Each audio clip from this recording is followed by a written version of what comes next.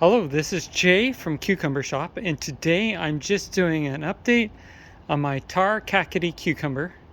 So even though it is not world record breaking in length, it's getting close to the in total length. So that's pretty cool. So I'll just show you how I measure it. I have 0 down there. You can see that I have to be real careful because this measuring tape's pretty flimsy, but I'm going all the way to 52, and if I have it right on the center, it does actually go all the way to 52 right there. So 52 inches so far, pretty good. Yeah, tar Kakdi. So I just thought I'd talk a couple things about the tar Kakdi real quick. So it's highly susceptible to Fusarium wilt, obviously powdery mildew as well, as you can see here. You need to grow it in a hot climate, otherwise it's going to be really difficult. At least of relatively warm conditions. Can't be anywhere near cool. It has to be warm, and it loves the heat. At least the vines do, not the soil.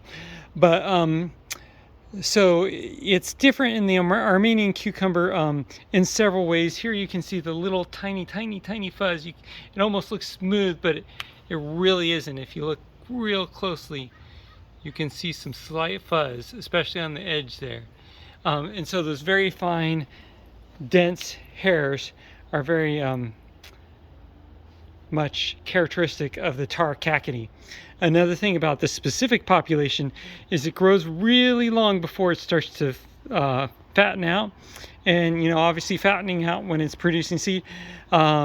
But regular Armenians, most of them do grow long before they fatten out, but just the way this one will just continue to lengthen and lengthen and lengthen for quite a while before it fattens out.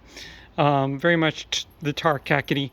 And then another thing is the interior flesh is, not only is the exterior flesh a little bit different, but the interior flesh is quite a bit different as well. And then one of the major characteristics that's quite different is, also the texture of the flesh is different at the different stages of its life compared to a regular Armenian. And also one of the main big differences, besides the length, is also the smell. The smell of the tar Kakdi, especially once it's ripe, is very, very strong. Almost like a, I wouldn't say skunk smell. It's kind of like, I don't know how to describe it, but I would say it's not pleasant. So not a pleasant smell.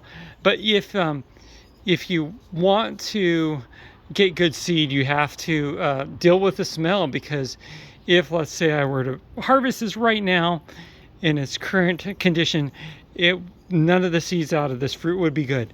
You just got to leave it on the vine as long as possible, and then once you bring it in, you have to leave it out as long as possible. Let the whole thing just almost rot, and that's the case with a lot of melons that are grown as cucumbers, but especially with the tar Kakdi. So that's a little different than the Armenian cucumbers. If you get an Armenian cucumber that's changed color and it slips off the vine, a lot of times it's just ready to take right off, and it'll produce great seed. Yeah, and like I said, the inside structure is different as well compared to the regular Armenian. But I just thought I'd show this off. This is kind of fun. My little 52-inch tar Kakdi. If you have any questions, just let me know. This is Jay from Cucumber Shop, and happy growing.